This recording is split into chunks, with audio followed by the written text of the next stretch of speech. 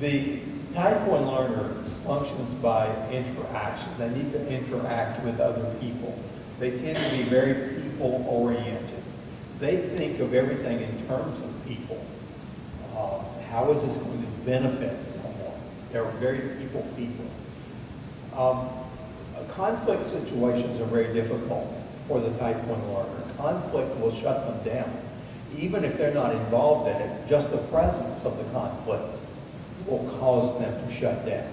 And so if someone comes to Sabbath school, but there was an argument in the home before they came to Sabbath school, they come shut down. They don't come really ready to learn. There are many factors that will affect their learning. Their goal is to make the world a happier place. The song, I'd like to teach the world to sing, that would be a type 1 song. They want to make the world a happier place. When authority respects other people, they will honor authority. If authority is not respecting other people, the type 1s do not really honor authority. A type 1's favorite question is why? Why do I need to know this? Why is this important? You see, they trust their world of experience more than they trust the world of theory.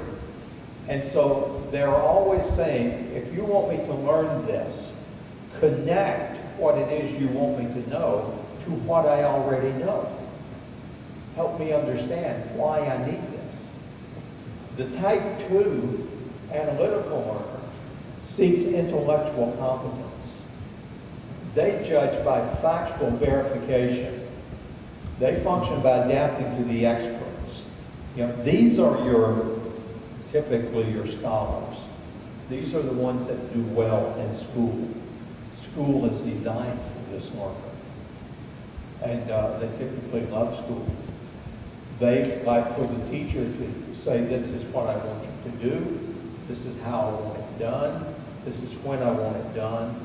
Now go do it. And they don't really like the working groups that much. They function by adapting to the experts. Their goal is to add to the world's knowledge. When it comes to authority, a type 2 honors authority because that's what you're supposed to do. And they prefer a chain of command. In the classroom, the teacher's in charge, and here's the order. Chain of command. Their favorite question is what? What are the facts?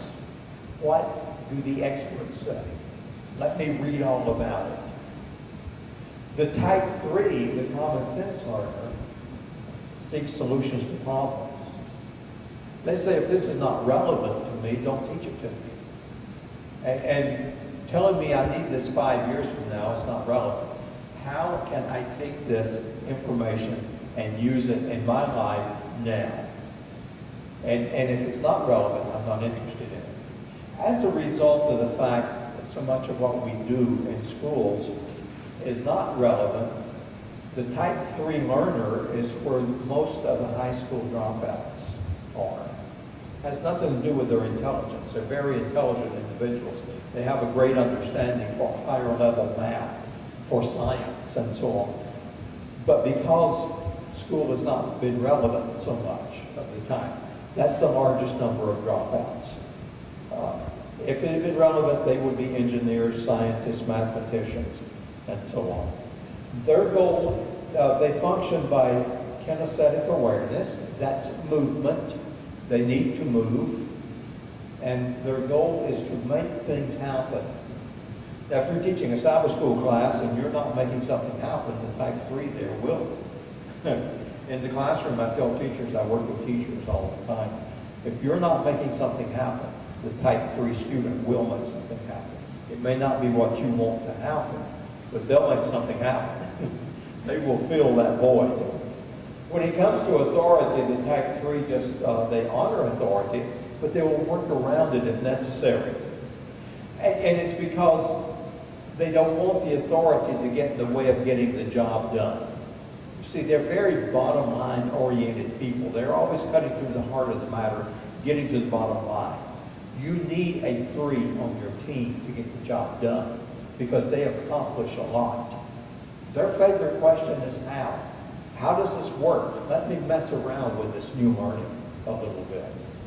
And the type 4 dynamic learner seeks the possibilities in this learning. They judge by gut reaction.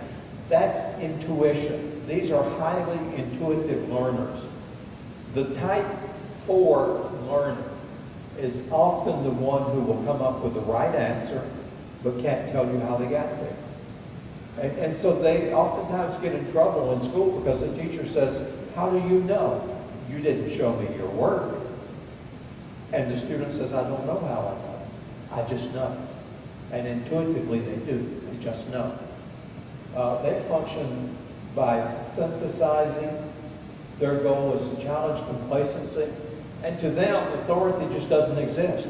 They tend to disregard authority.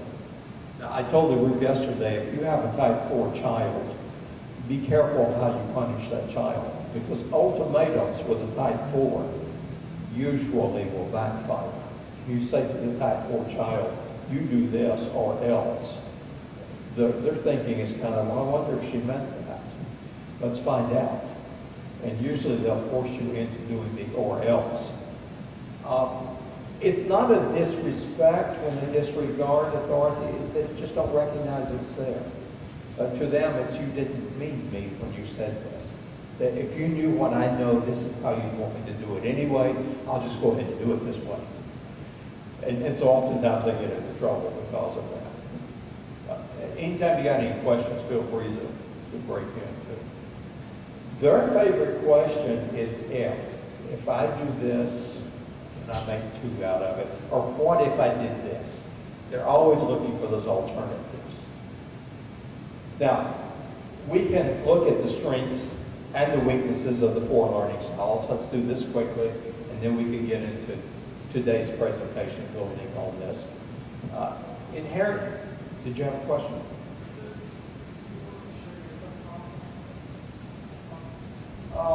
Yeah, talk to me afterwards. Yeah. Inherent in each learning style, there are strengths, and there are also weaknesses. There is no right learning style, there is no wrong learning style. They're just different. And different is not bad, different is just different. The type 1 individual, they're very cooperative, thoughtful, friendly individuals. They're supportive, they're team-oriented. They are the best team players. They are responsive. But the thing we question is their soft-hearted nature. There's a slowness to act on their part. They depend on details. There's a lack of initiative. And the type 1 avoids conflict. The type 2, we love the fact that they're logical, accurate, they're dependable, they're patient individuals. They have a command of the data. They're conservative in nature. But what we would question is their lack of decisiveness. Now, there's a good reason why type 2 is not decisive. The type 2s, when they make a decision, they want to make sure they have all the facts. And so they'll hold their decision open just as long as they can because there may be another fact that's going to affect this decision. When a type 2 does make a decision, they make good decisions because their decisions are based on the facts. There's a lack of risk-taking. They depend on facts and figures. Impersonal nature or approach, and the type 2s avoid involvement. Very capable individuals, but you almost have to push them into becoming involved. The type 3, high efficiency, task-oriented, independent, decisiveness, and they accomplish a lot. You need a 3 on your team to get the job done. Their decisiveness, they can make a decision faster than any of the other learning styles. They say you're wrong 50% of the time anyway, just make a decision and move on. Now, the thing we question is their hastiness, their impatience, bossiness, bottom line orientation, their critical nature. And 3s avoid involvement. The type 4 are high energy, they're thought-provoking, they're outgoing, enthusiastic, personable. But the thing we question would be their lack of follow-through. They have a rah-rah approach to things. They are the world's cheerleaders. Their impulsiveness, which has to do with their being very intuitive individuals, causes them to act impulsively. And oftentimes there's an inability to perform as stated. And the type 4s avoid isolation. That was pretty much our entire session yesterday, so I'll give you a little foundation as well, bring you up to speed on that. I want to take an extension. We looked at yesterday, we looked at that from the standpoint of learning, and we were looking at how Sabbath school teachers and so on, things they should keep in mind for the various learning styles. Because in any Sabbath school class, you're going to have all 4 learning styles, if there's any size class at all. Today we want to extend it a little more and into the actual operation aspect of the church, because every Sabbath morning you've got these 4 learning styles that show up. And they're looking for something different, each one of them. So I want to talk a little bit about that.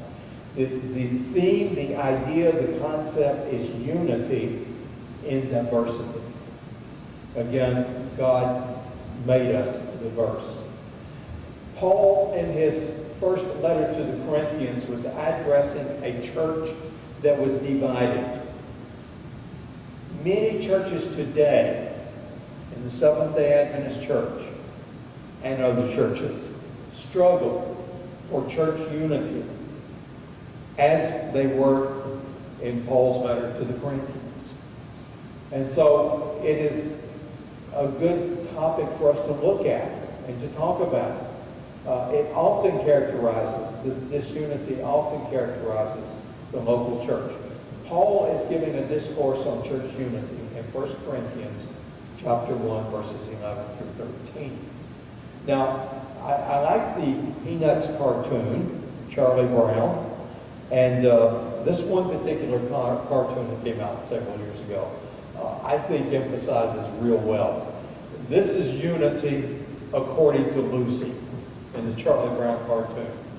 In this cartoon, Lucy comes in and she demands that Linus change the TV channel, threatening him with her fist if he doesn't.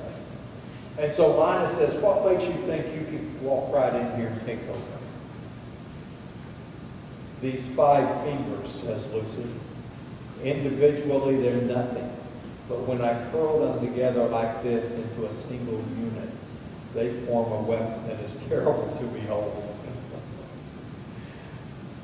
"Which channel do you want?" asked Linus. And then as he's turning away, he looks at his fingers and he says, "Why can't you guys get organized like that?"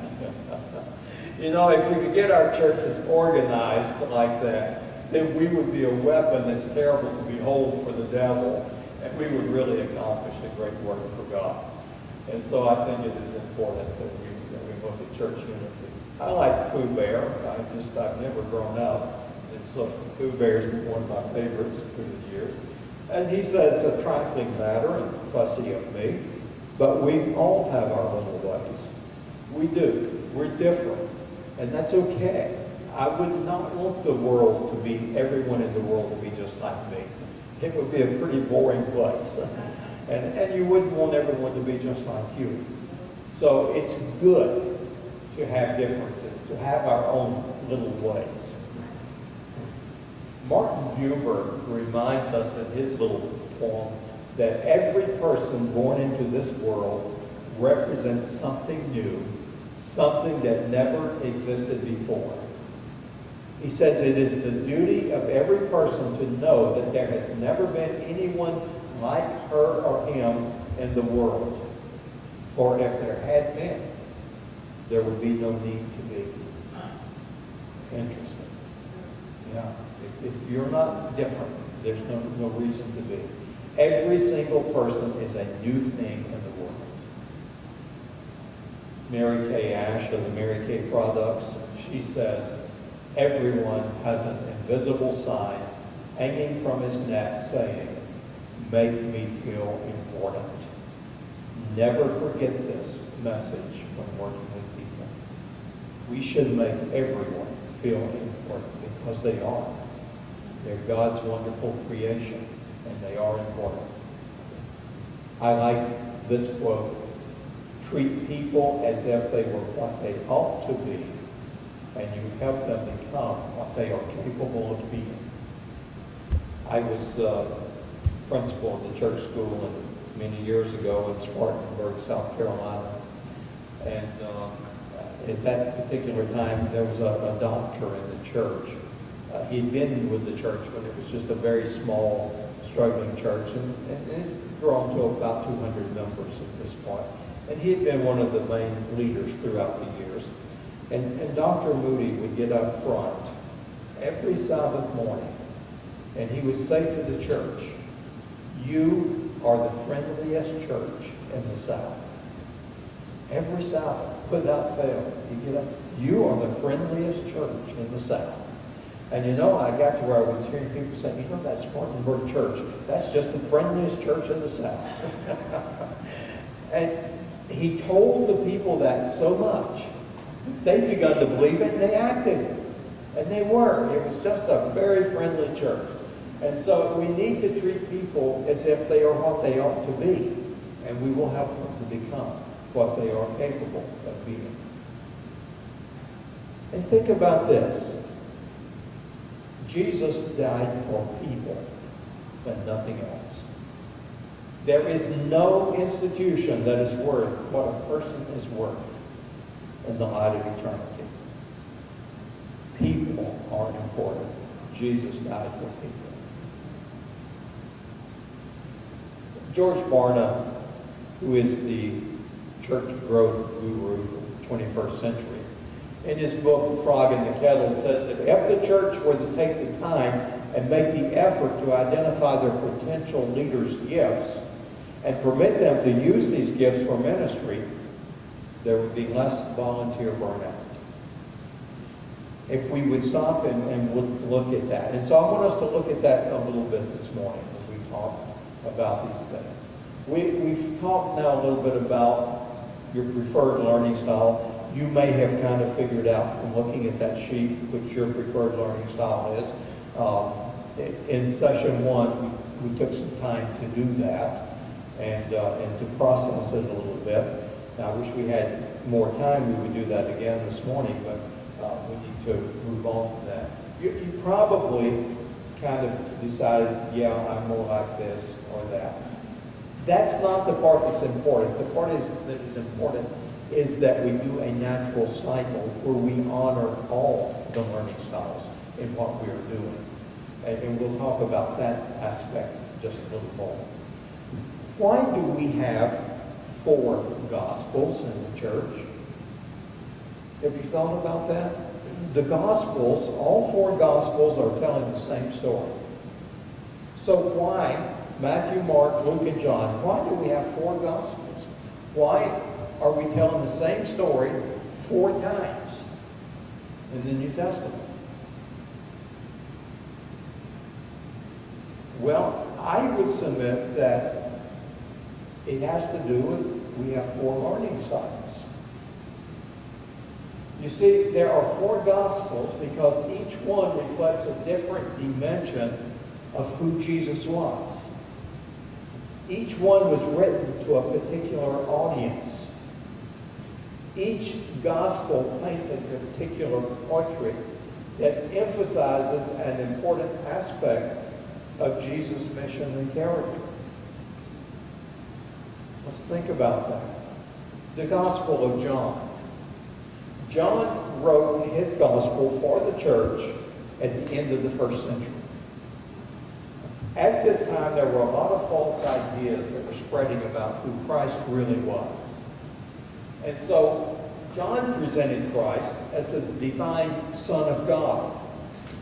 In the Gospel of John, he calls the Son, and Jesus the Son, in relation to the Father, over 138 times. He is emphasizing in his Gospel relationships. That is the important concept in the Gospel of John, relationships. The key word in John's Gospel is belief or faith. Luke was an educated Greek. He was a physician, Dr. Luke. And so his Gospel is written to the educated Greek world. Now you will remember that the Greeks were very much concerned about perfection in all aspects. They're the ones who originated the Olympic Games. So they were concerned about physical perfection. But they also were the great philosophers. So they were concerned about mental perfection as well. And they wanted to understand how to obtain eternity. So Jesus is presented as the ideal man and the Savior of all humanity. Mark was really Peter's penman.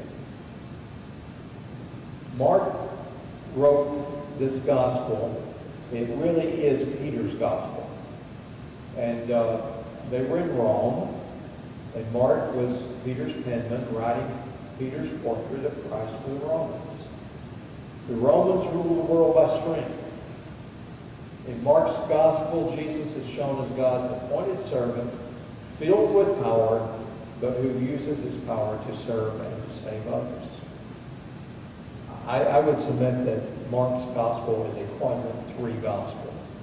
And Peter was about as quadrant 3 as you get. He was definitely bottom line oriented in everything he did. You know, he pulls his sword out, he's going for the guy's neck, but he got the ear. Always acting for the bottom line. Matthew is the kingly gospel, the glory to come. Matthew was a Jew writing to the Jews, and it was his desire to show Jesus as a true king of Israel. Key word in Matthew's gospel is kingdom. It appears 80 times in his gospel. Now, the Gospel of John, the concept is relationships. Quadrant 1s are all about relationships. Luke's Gospel was an educated presentation from an educated Greek. The quadrant 2s are much into the logical, educated part. Mark's Gospel, really Peter's penman, bottom line oriented, and the 3s are that way. The quadrant 4s are always looking for that glory to come. They're always, what can this become? What can this be? What else is out there? And so the kingly gospel. So I would submit that the 4 gospels match the 4 learning styles. And your favorite gospel very well may be related to what your preferred learning style is. That's some interesting thoughts. On Sabbath morning, you've got these 4 learning styles in the Sabbath school class. You've got them in the church service. And they come to worship, but they come to worship for different reasons. And I want to look at each of those for our consideration this morning. We've got the type 1 relational worshiper, the type 2 analytical worshiper, the type 3 practical worshiper, and the type 4 dynamic worshiper. This would be the model, the worship model. Let's talk just a minute about that. How does the Bible say to worship God? Worship God how? In spirit and in truth. Did you ever wonder why the Bible said these 2 things, worship God in spirit and in truth? I would submit that in spirit tends to be the quadrants 1 and 4. In truth tends to be the quadrants 2 and 3. Now, interesting, a few years back, we had some churches that would break off and they called themselves celebration churches. Interestingly, all they wanted to do was do camp meeting all the time. Well, actually, that was basically what quadrants 1 and 4 enjoy in church. Traditional church tends to be quadrants 2 and 3. I can prove to you that this is correct. You know, the seventh day is the Sabbath, and I can prove it from the Bible. That's a quadrant 2 and 3 type of activity. I was telling the group yesterday that my grandfather would have been a wonderful Seventh-day Adventist minister, but he was a Baptist minister.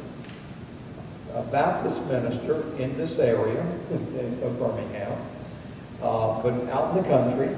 He had a little country Baptist church, and to support his family, he ran a country grocery store during the week. He kept his Bible in the grocery store because he loved to get arguments going. When people would come into the store, he'd get an argument going on some topic in the Bible.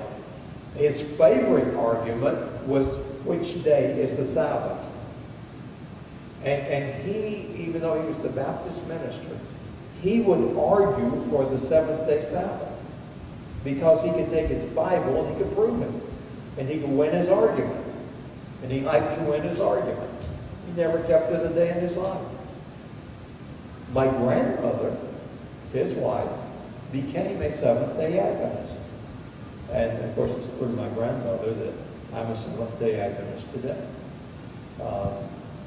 Wonderful thing. So he would have been a very good Seventh-day Adventist in the traditional sense, because we can prove this.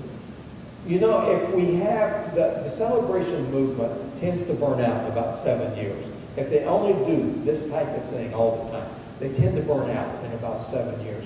You know, it seems to me if we had a balance of in spirit and in truth, as the Bible says, no one would burn out. It would be a good thing. So I think it's important that we do both. Well, let's take a look at what these worshipers are looking for. The type ones are relational worshipers. They are people-centered. They reverence sharing as a family. They value subjectivity, self-expression, personal introspection. The type one's comfort zones, if harmony exists, they want harmony, community, they love discussions, they love testimonies. You know, I can remember when I was a kid, I haven't seen this in years, but when I was a kid, there was always a part of the church service where you could give a testimony. You know, you want to stand up and say something that God's done for you this week, and there would always be a half a dozen people that would stand up and give their testimony of what God had done for them this week. Type ones love that type of thing. I haven't seen that in a long time. I don't know in your church, maybe you have. But we used to do that regularly. And that would be a type one type of thing. They need for worship to connect with their experience. How this worship service connects with the experience I've had this week, they need that. They need that connection. They come to church to experience grace. The analytical, word-centered worshiper references stillness and reflection. They value predictability. You know, when that type 2 worshiper comes to church and they walk in those doors back there and they look down the aisle to the front of the church, they expect to see the pulpit sitting right there in the center of the stage. And if somebody moves that pulpit and they look and it's not sitting there, you just ruined their Sabbath. Because they value predictability. I predict that it's going to be there, and that's what I expect to see when you know, churches have divided over moving the pulpit. They value self-control. They value objective reflection. Their comfort zone is knowledge, order, handouts. They love for the pastor to pass out outlines of his sermon and give handouts. And homework. Give them homework for next Sabbath. As the Sabbath school leader, this is your assignment to do this week. Bring it next Sabbath. Your homework. And they love it. They need for worship to conceptualize authoritative information. And the type 2 worshiper comes to church to be enlightened by grace. Your type 3 worshiper is the practical use-centered worshiper. They reverence united commitment. They value objectivity, self-denial, practical application. The type 3s make great deacons and deaconesses. They get involved with projects. That's one of their comfort zones. Relevance. How is this service today relevant in my life? Simplicity. Responsible action. They may very well get more of a blessing out of painting the cribs in the mother's room than they get out of the sermon. But if painting the cribs in the mother's room keeps them coming to church, then that's a good thing to have them do that. And we need these individuals. They keep things running, keep things in good order for us. You know, on Sabbath also, something you need to keep in mind with the type 3 worshiper in Sabbath school, in church, they typically do not like to be made over. If they're a visitor, visiting church, they don't really like to be people make over who they are and so on. My wife is a type 3, very strong type 3. The part of the church service that she doesn't like is when to go and meet and greet somebody. To her, she'd rather just slide under the pew at that point. Now, us ones, we just love to go and give everybody hugs and how you doing this morning and so on. But the 3s don't, they're more reserved than that. Now, we were members of Forest Lake Church for a number of years. I was superintendent of the foreign conference. And she didn't like that we had that partnership service every Sabbath morning. Well, there was another lady that worked at the office, and she didn't like it either. So what my wife and this other lady, they always sat close to each other on Sabbath, and when it came that time, they'd get together and talk about how much they didn't like this part of the service. Actually, they got to where they looked forward to not liking this part of the service. It's just something to keep in mind. It's a good thing for them to do. And my wife has stretched, and she does a good job with that. The church we're in now, it's meet and greet time. It's good that we stretch. We don't always need to be in our comfort zone. We need to stretch to other areas. The type 3 needs for worship to personalize practical applications. They come to church to apply grace. And the type 4, the dynamic, discovery-centered worshiper, references challenging and renewing. They value unpredictability. Unlike the quadrant 2, if the quadrant 4 walks into the back of the church and sees that somebody has moved the pulpit, they say, hallelujah, we're going to do something different today. And they would love that. So they value that. Self-deportment, personal possibilities. Now, let me make a point here, because I've talked about the 2 and the 4 on the predictability, unpredictability. Just because the 2 values predictability and wants everything always exactly in the same order doesn't mean it should stay that way.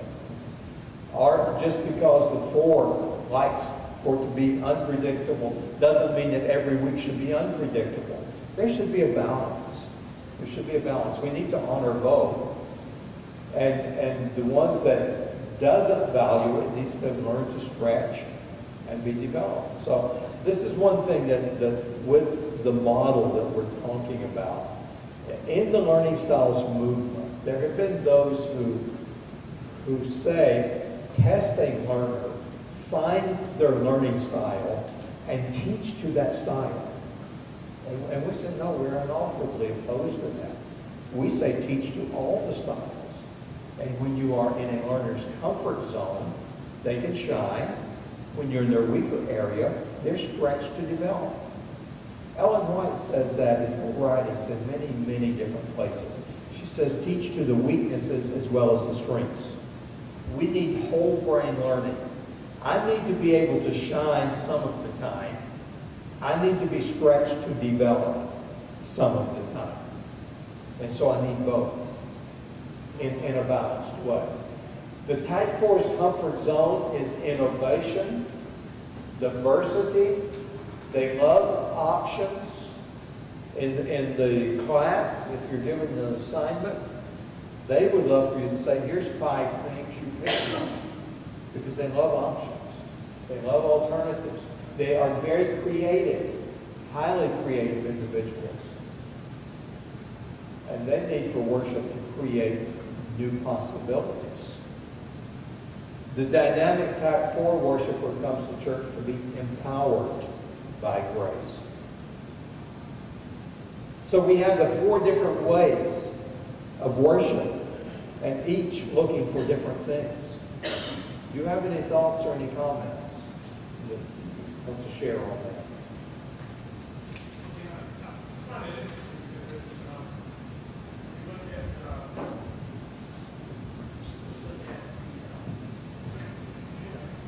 When you look at the twice in the Bible, well, at least twice in the Bible, when you study the presence of Christ in heaven, he is surrounded by 4 beasts. And the 4 beasts representing the 4 different characteristics of Christ tie into the 4 different types of the gospel. So that means, I take from that Christ, that all of us are coming from Christ. We are in different ways a part of Christ. And so so Christ is, he's complete. And he's able to reach each and every one of us. Even though we all represent a smaller part of who he really is. Because I notice it's like the Matthew speaks on the royalty of Christ, the King, Christ the King. And we see one of the 4 beasts is the lion, representing Jesus, the Lion of Judah, his kingship. And as the other 3 as well line up with different parts of the gospel. So this is very interesting to me to see how that applies, how Christ, if we would, all of us together, basically have a better representation of Christ than any one of us individually could ever have. Thank you. Absolutely. See, unity and the diversity is so important. It really is. I need to look into that because I could probably extend this even more. So you gave me some great thoughts there. I appreciate that. Yes. Yeah. Is it possible to be a Type 1 but have at least 1 or 2 from each of the other types? I'm sorry, I missed Is it that. possible to be a Type 1 but at least you might have 1 or 2 characteristics of either Type 2 Oh, yes. or both? Yeah, you are some with all of them. You're too wonderful a creation to just be put in this box. It's that's where you are. I am predominantly Type 1. I'm almost equal Type 4. I'm a 1 today, 4 tomorrow, depending on circumstances in my life.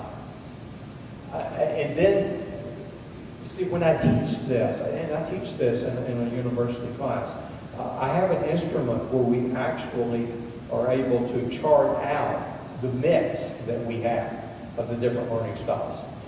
Typically, we are very high in a couple of them and weaker in a couple of the others. And there are a number of things that we can look at with this. I'm 1, 4, 3, 2 is my least. When we look at the 4 quadrants, the ones that 1, 2, 1, 4, 3, 3, 4, 3, 2, those all work together very nicely. If you look at the diagonals, those are opposites. The diagonals are actually natural antagonists to each other. So, I'm predominantly quadrant 1. The diagonal to quadrant 1 is quadrant 3. My wife is predominantly quadrant 3. That's my natural antagonist. Yeah. Opposites attract. 87% of us do that. Because we see things in the individual that we think, oh, that's really attractive. I don't have that in my life. My wife's a very quick decision maker. Quadrant 3s, you're wrong 50% of the time anyway. Just make a decision and move on. I'm a type 1. Type 1s are very slow decision makers, different from the type 2s being slow. We're slow because we want to get everybody's input into what we're doing and so on. And so I'm very slow at making decisions. That's probably the biggest source of arguments in our marriage. My wife will be pushing me for a decision. I don't want to make a decision. I don't like to make decisions. You know, and then she'll say, oh, I forgot about your oneness. And then we laugh. It breaks the tension. But the truth is, it's an antagonism. It was a strength when I was dating her. We've been married 48 years. And so it becomes an antagonism. But really it shouldn't be. It is a strength. She won't let me take forever to make a decision. And that's good. I won't let her make snap decisions, and that's good. You see, we really need each other. So it really should be not an antagonism, but we should keep it as strengths. The same is true in our church boards, in committee situations. You know, you're sitting in church board. The pastor has this great idea that he's presenting. And so he's presenting this idea. And what's the first thing that a quadrant 2 sitting on church board does? Wait a minute, pastor. Where is the money coming from? Where are the plans? I don't see any plans outlined here. I want to see the plans. And what's the type 4 doing? Oh, where's your faith? Let's step out. Let's do this. They're both right. We do need faith. We do need to step out. But it's good to know where the money's coming from, too. And so there's a balance there. And rather than that type 4 or type 2 looking at each other as their antagonists, they need to realize that they are balancing each other, and that is a strength. That is a good thing on the church board, to have that strength. The same works with the 2 and the 4, oppositeness. And so instead of leaving there with hard feelings because you didn't agree with me, we should leave there valuing that we both had our input and we balanced each other out, and now we can make a better decision. And that's what God intended. Ellen White says in Messages to Young People that it was in the order of God that people of various temperaments should dwell together in the same family. And that would be true in a church family. And she says, because where one is strong in one point, another's weak. And where one's weak, another's strong. And she says it softens the rough points of character, and peace and harmony can exist. It was God's intent that in this diversity, that peace and harmony come about. So, yes, you do have some of all of that mixture in you. And typically, 1 or 2 will be really high, and then the weak. Now, I do occasionally, well, actually quite often, we'll get an individual who'll say, you know, I'm tied in my top score. And then to complicate it, they may say, no, I'm tied in my top score, and I'm tied in 1 and 3. Oh, so my top score, I'm tied in my natural antagonism, or in 2 and 4. It happens. And so I ask those individuals, do you have a lot of internal conflict? And invariably, yes, I do. Well, look at the 1 and 3. If you're tied, you're equal in 1 and 3. You're constantly being drawn 2 different directions. Your oneness is wanting to look at the whole picture, the big picture, but your 3-ness is wanting to cut through the heart of the matter and get to the bottom line. And so there's a tension there, and that creates some internal conflict. It makes a great leadership quality. Yes? I don't know, maybe this is a psych class or anything, but I'm wondering, because I seem to go through a cycle of 1, 2, 3, 4, Yes. and it seems, that you have people that are actually going through that, just go through a phase of these, because I'm, at first I'm kind of slow and oh, sorry. Yeah, at first I'm kind of slow at, getting an initial movement, and then I go and I gather information, and then once I gather information, I kind of, want to know what I can do with that information, and then once I feel like, okay, I got the information, I think this can work, I get really excited about it. So so I move into a 4, you know, so it's just like a cycle of, you know, of the different personalities. You're exactly right. You're ahead of me. And that's good. That is good. That is the goal. That's what we should be doing. Absolutely. I was going to make the point on the 1 and 3 makes great leadership qualities. One of my favorite conference presidents was tied in 1 and 3, and we used to talk about this a lot. He's retired now. But he was a great leader. His quadrant oneness gave him people skills. Everybody loved him. But boy, could he get the job done.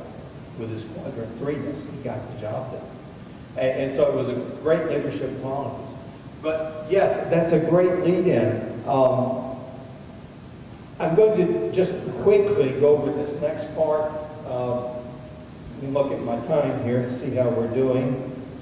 We've got about a half hour left. So I'm going to quickly, I didn't get to this yesterday with the group, second group. So I'm going to quickly share with you some of the brain research that a biologist at Case Western Reserve University has done, where he says that the brain biologically learns in this cycle that we're talking about. And then I want to share the cycle because really that's what we should be going through. That starts us with quadrant 1 and move around that cycle.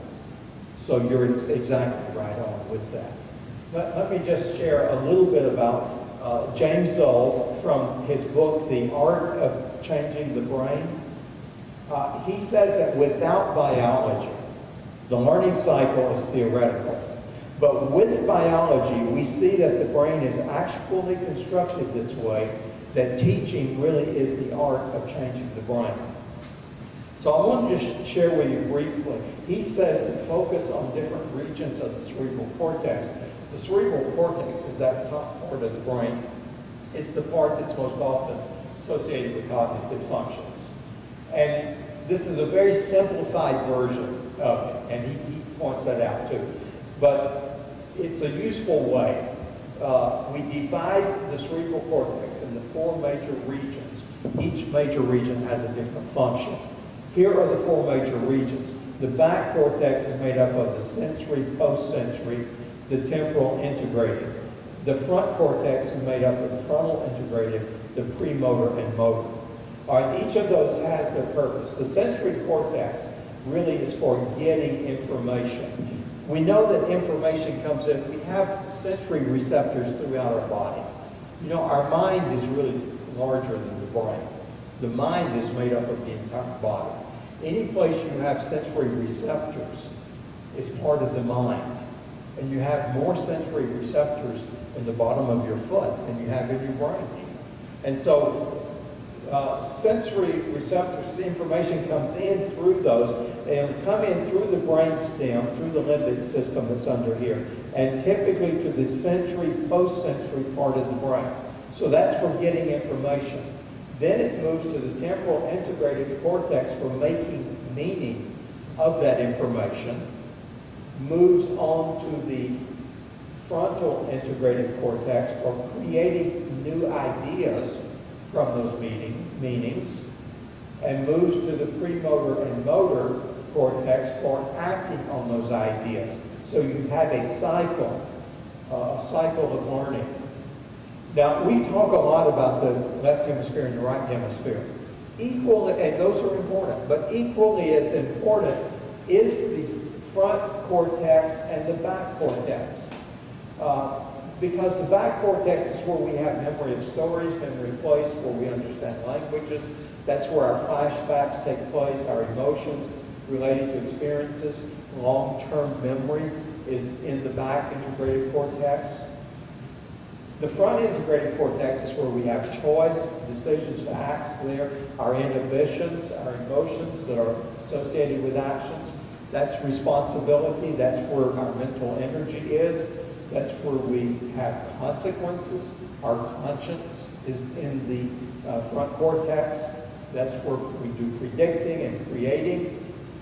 The back integrated cortex, the sensory input that comes in there comes mainly from the outside world, from the outside.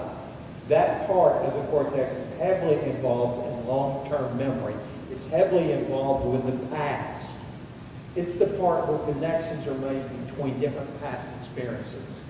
And much of what comes there comes from the outside world. So I like to say the back looks to the past. The front cortex is about the future. If the back looks to the past, the front looks to the future. It's where we develop ideas, abstract hypotheses. That's where new things appear. That's where we make our plans. We develop the plans. It's where we organize our thoughts into the bigger picture. It's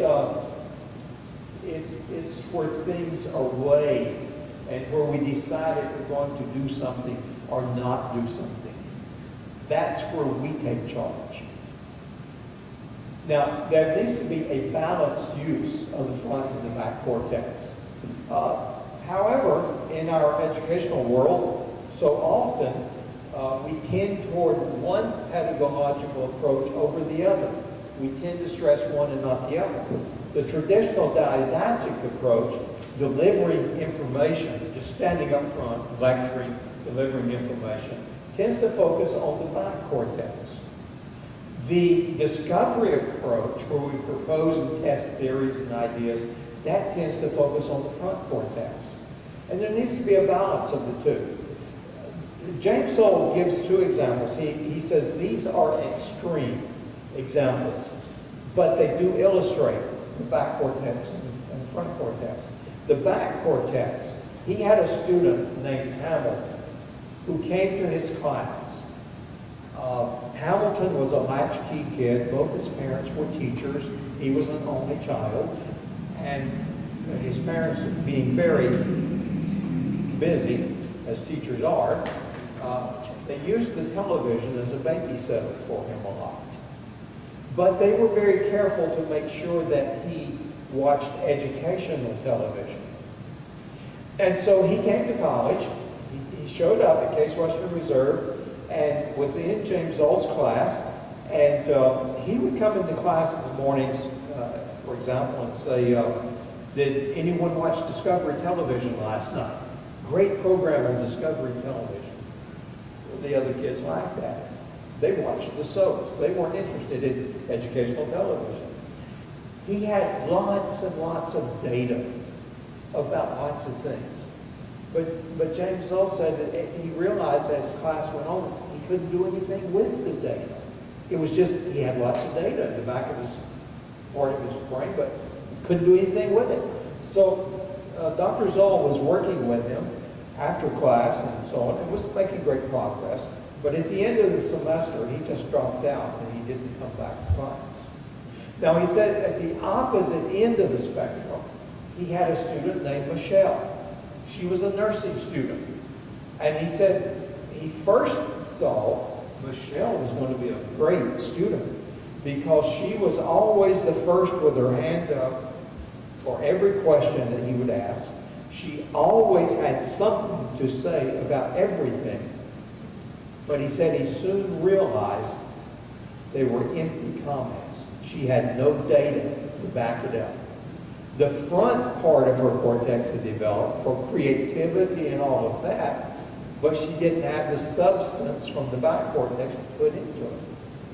And what both Ham and Michelle needed was a balance between the back cortex and the front cortex. You see, some of the most obvious wiring in the brain is designed exactly for that front and back connection. If you look at numbers 2, 3, and 4, they directly connect this temporal integrated cortex with the prefrontal cortex. Signals are traveling in both directions. They allow the receiving brain, the back cortex, to communicate with the idea brain, the front cortex. And so there's a communication taking place between both. And that bridge between the front cortex and the back cortex is where transformation of the learner from a receiver of knowledge to a producer of knowledge takes place.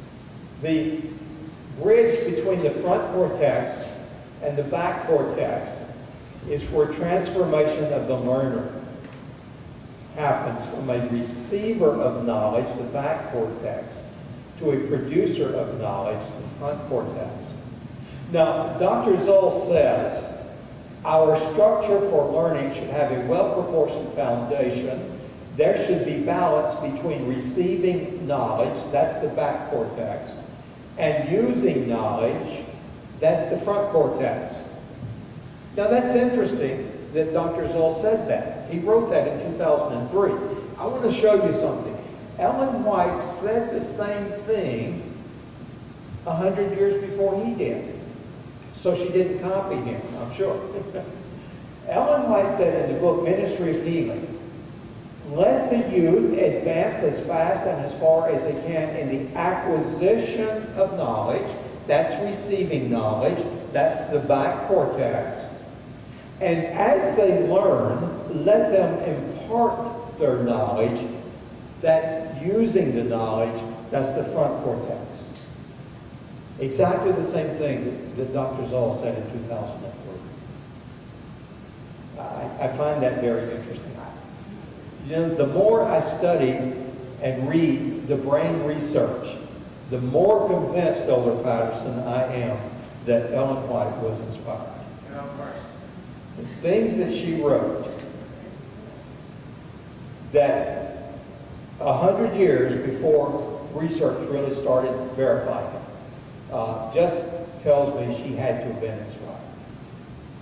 And so she is saying exactly the same thing in Ministry of Healing that Dr. Zoll is saying in his book, The Art of Changing the Brain. Very interesting. If teachers provide experiences and assignments that engage all four areas of the cortex, and this is coming to your statement that you made, how do we do that? If we do that, we can expect deeper learning than if they engage fewer regions. And so we have those four areas. Okay, the information flow, remember information comes in through the brainstem, into the sensory, post-sensory, to where it takes in information, makes sense of that in the temporal integrating, does something creative with it in the frontal integrating, and acts on it in the premotor motor. And so we have this natural learning cycle in the brain that literally follows what we're talking about. So I'll move quickly here because we need to go just a little further. When we talk about this format model, and I'm going to show you the entire model right after this, when we talk about the quadrants 1 and 2, that really is the back integrated cortex that Dr. Zoll is talking about. That really is where memories of stories, places, language, flashbacks, emotions, long-term memory, that's where those are. When we talk about quadrants 3 and 4, our choice, our decision to act, our emotions, and responsibility, that really is the front integrated cortex. And we have the front and the back talking with each other with major connections. And that talk moves from quadrant 1 to 2 to quadrant 3 and 4. And the communication goes in both ways. The learning cycle really is the natural result of the structure of the brain. Okay? I want now to talk a little bit about putting that in a model that answers what you brought up just a few minutes ago. You know, quadrant 1 really is discussion method. And in the discussion, usually the teacher is leading out, interacting with the learner, with the teachers being more active. Definitely in the teaching part, the information method, quadrant 2, teacher is definitely being active here. In the quadrant 3 is the coaching method, where the learner is reacting to what the teacher has presented. And in the quadrant 4, self-discovery, the learner and the teacher are again interacting. But the learner is being more active than the teacher. Okay? I tell teachers when I'm working with teachers on this model, if you can't get beyond if you have your own ego tied up in your teaching, you can't get beyond the 6 o'clock point on the model. Because at 6 o'clock, the teacher has to let go and let the learner take over. And so oftentimes we're hesitant, we're reluctant, we don't want the learner to take over. Well, if we've done a good job with these quadrants, we can walk out and they'll never know we're missing, because the learner is now taking over. But let's look at that. When we talk about the 4 ways of learning, and we make that into a learning cycle, because just as the quadrant ones want to know why, that is a good place for all learning to start. Why do I need to know this? Why is this important?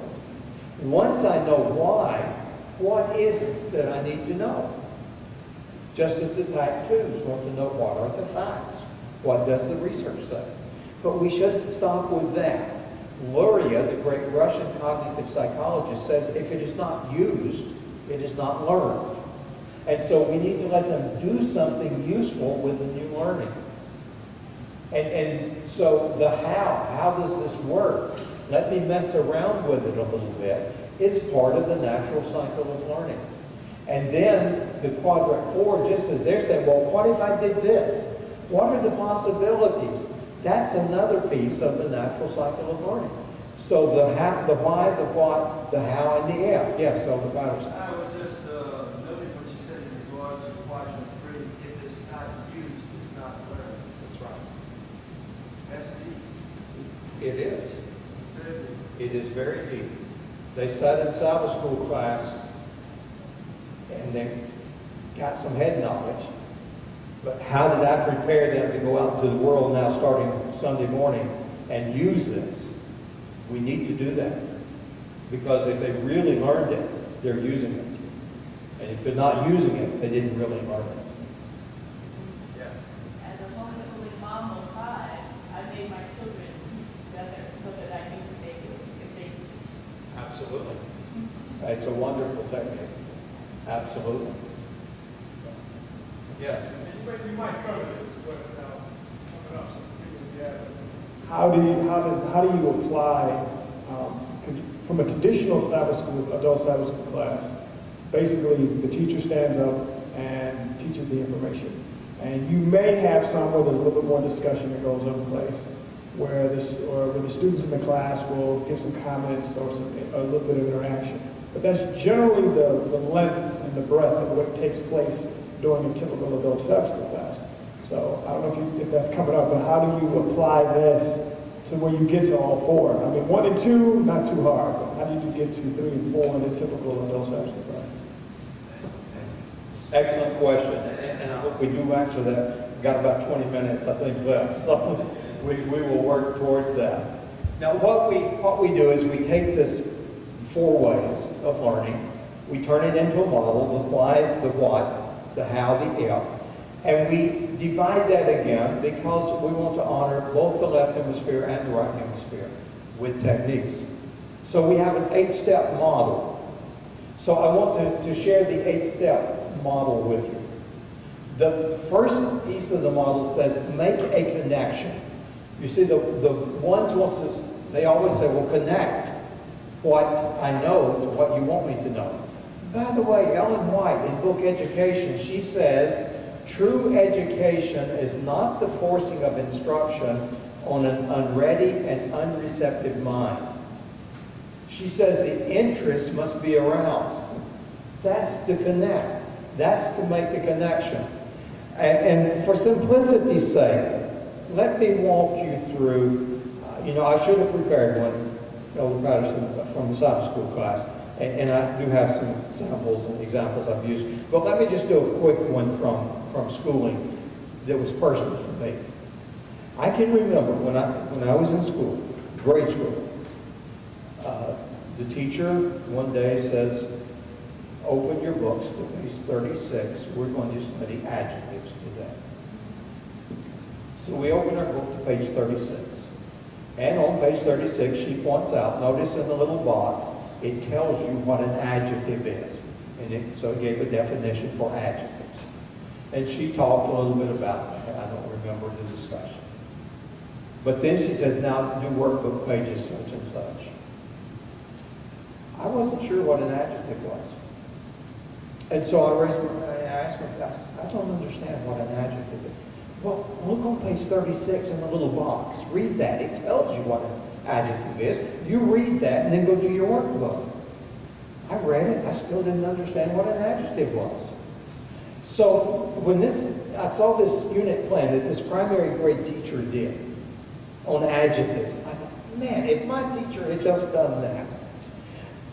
The teacher, she said, this was her connect. She didn't say anything about adjectives. She said, we're going to play a game. Well, boys and girls like to play a game. And in fact, adults in Sabbath school like to play games. So we could use it there too. She said, we're going to play a game. Here's the game. I'm going to divide you into 2 groups. So she divided them into 2 groups. Got 2 teams now. Okay, take your shoes off and make 2 piles of shoes. Now, we're going to race and see which group can get your shoes back on your feet first without talking. A silent shoe race. So we have this race. Okay, now what the teacher is doing, and we need to do this in Sabbath school, the teacher has decided what concept am I going to approach adjectives from. Adjectives, concepts are these great big overarching themes out there that we can tie things into. You see, as knowledge keeps increasing in our world, if we don't start tying things to concepts, it's going to be impossible to teach. It already has gotten to the point that the average high school science textbook, if you take the average high school science textbook and you divide it into 180 days, 50-minute class period, you will have to cover two concepts every minute to cover that class, that textbook in 180 days. 2 concepts every minute. It's impossible. You can't do it. And so we got to start tying these concepts together, and we got to teach conceptually. And so she's approaching adjectives from the concept of attributes. Adjectives give attributes of things. They describe things. And so she's using that concept. You know, we can do our Sabbath school lesson. As I study this lesson, I need to think, now what concept am I going to approach this from? And I do my connect from the concept, not from the content, from the concept. So she's doing her connect. She's having the shoe race from the connect, from the concept of attributes. So she gets them together now, brings them back together. How did you know those were your shoes? And this is the left brain portion part of the technique. Have a discussion about what we just did. How did you know those were your shoes? You couldn't ask anyone. You could not talk. So how did you know? They start describing their shoes. They're using adjectives. She lists the adjectives on the chalkboard. Okay, now she gets through. She got a whole list of adjectives. So she images that in their mind by further expanding it. She took little 3x5 cards and she made labels. She put an adjective on each card. And now let's take these labels and let's look around the classroom. Is there anything else that we can put these labels on? And so they labeled other things. Now we come to the inform. This is the teaching part. And now she says, open to page 36, and we're going to study adjectives. Well, they've already been using them. They've made the connection in the brain already to what adjectives are. And so it's easy to understand the lesson. When she finished teaching that, she goes to the practice part. She had a paragraph with the adjectives left out, and they fill in the adjectives. The extend part, we need to do something useful now with this new information. We need to go further. She had them to bring things from home, such as potato chips and pickles all sorts of things. They did a taste testing party at school, and they learned that things can be sour, they can be sweet, bitter, and so they extended the use of adjectives. The refine is in this case, she had her students to write riddles and use lots of adjectives in their riddles. Typically what I will do there, the refine is from the learner's standpoint. Was this worth my doing? Did I do a good job with this? What new things does this bring up now? Where else could I go with this? And then the last piece is the perform. They had an adjective celebration. This is where we do something with the new learning and share it and celebrate that we learned it. And so that is the 8 steps of the model that we should go through. And I think that answers your question, because it does bring all of it. By the time I go around this cycle, it brings all of the pieces together and into one whole. Let's look at each of those pieces separately and expand just a little bit on it. Quadrant 1 really is motivation. That is the teacher's primary task, is to motivate. Now, I occasionally will get a teacher when I'm working with them and say, well, it's not my job to motivate them. They don't want to learn, they don't need to come to my class. They're not in the real world. You know, I say to those teachers, well, what is your job? Is it to impart knowledge and information to them? If it's giving out all this information, you know, you just got replaced by the computer, because the computer will give a lot more information than you can. And so what is your job? Motivation is the teacher's primary task. Quadrant 1, right mode, is where we create an experience to connect to their lives now. We imbue that experience with meaning. This is something they already know. We need to capitalize on it. Then we go to the left modality part of it, where we discuss it, we analyze it, step outside of that experience. What happened? How did you know those were your shoes? 5 minutes. Okay, thank you. I'll hurry. Invite the expression of passive knowing and meaning in themselves. Then we now transition. This is a bridge between the subjective whole picture. Now we're going to break it down and look at the objective parts of this. So we take them from personal to broader reality. We relate the subjective to the objective. We think analogy, metaphor, use some medium there to help image that in their thoughts. Quadrant 2 left mode is where we teach the concepts. If we're going to lecture, that's where the lecture would come in. But we need to be systematic and sequential and keep relating back to the whole, to the essence. This is the essence of what I'm teaching. Quadrant 3 left mode is where we react to the givens. We reinforce this teaching. That's where we would use our workbooks, computer-assisted instruction, worksheets, whatever we use to reinforce the teaching. Now, if we only teach the quadrants 2 left, 3 left, individualization cannot happen in any meaningful way. Unfortunately, in schools, this is typically the piece of the cycle that we have done. This is typically the piece of the cycle that the Sabbath school teacher does. Stands up front, lectures, time's up. This is teach, reinforce, teach, reinforce, teach, reinforce. In our Bible classes, if all we do is teach the 28 fundamental beliefs and testimony, teach why the 7th day is the Sabbath, testimony, teach why you should be a vegetarian, testimony, the kids will go out with head knowledge, but they will not have integrated it into their lives. And so many of the kids will go through 4 years of Bible classes and then go out and never go back to church. They understand it. They can tell it to you, but they never personalize it. See, they were not connected to why it was important, nor allowed to add something to it of themselves and let it become part of it.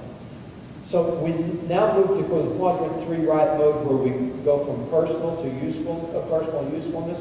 We let them tinker with it, let them test the reality of it, do something useful with it.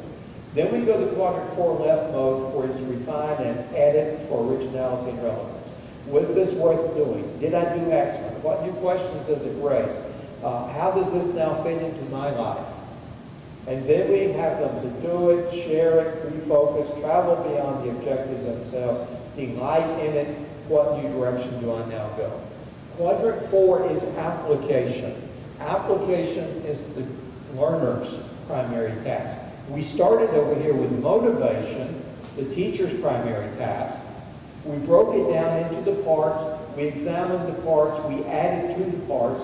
We brought it back to the big picture in application, which is the learner's primary task.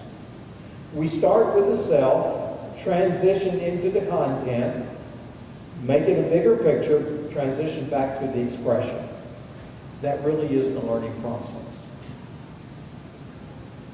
You know, it's been our acculturation, our school experience, put this high priority of the Western expression of the rational, logical, reductive, abstract mode as being smarter than. What we really need to do, not only in schools, but in our Sabbath schools, we need to move from quadrant 2 back to quadrant 1. Movement from 2 to 1 is a search for meaning. We need to move from quadrant 2 to quadrant 3. Movement from 2 to 3 is a shift from theory to practice. Understanding and belief is not enough. It has to be done. We need to move from quadrant 2 to quadrant 4. From understanding and belief into possibility. And when we do this in balance, we have maturation. Quadrant 1 really is the poetry of learning. It links life to meaning. Quadrant 2 is the science of learning. It names, classifies, creates theory. Quadrant 3 is the engineering of learning, where it applies theory to problem solving. And quadrant 4 is the entrepreneurial part of learning, where it helps to transform and see hidden possibilities. We should not be stamping out copies. We should be creating environments for originals. Ellen White said, train our youth to be thinkers and not mere reflectors of other men's thoughts. And that goes for adults too. Thank you, Elder Patterson. It's been fun to be here. I hope you enjoyed it as much as I've enjoyed it. I've been in and out of all of my workshops, and I ran into a lady out there, Elder, a lady by the name of Mary Jones. She said, Pastor Patterson, I've been coming to your workshops for the last 2 or 3 years, and I've enjoyed you. You've done an excellent job. But I must confess that yesterday I attended Dr. Brewer's workshops, and they were awesome. We certainly appreciate what you've done, Elder, and you made a tremendous impact among our people here in Sabbath School. We just pray that God will bless you to continue the good work wherever you go. And certainly we're going to try to have you back if I continue in my office. God bless you. Let's have our closing prayer. Heavenly Father, we thank you for the work that Dr. Brewer has done here this weekend. We pray that all of our Sabbath School leaders have appreciated the opportunity to learn from such a great scholar as Dr. Brewer. Now be with him and be with each one of us as we return to our various responsibilities in the various churches we serve. In Jesus' name, amen.